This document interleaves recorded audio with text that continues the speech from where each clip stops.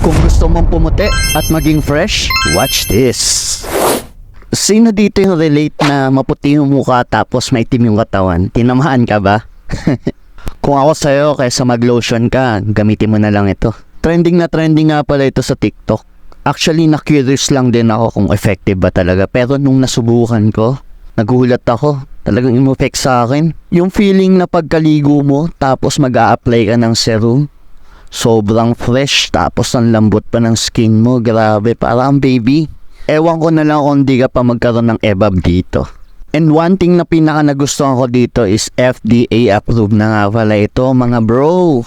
Kaya kung tulad kong sensitive skin ka, huwag ka mag-alala. Kasi for all skin type na nga ito. Safe na safe at hindi ka mangangati. Nagulat nga rin pala ako nung nakita ko to. Kasi ang dami pala.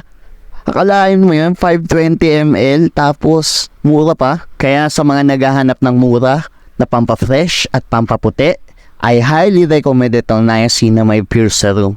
So nasa yellow basket lang natin yan ha. Click mo na yan. Kuha mo. Peace yo. Bye.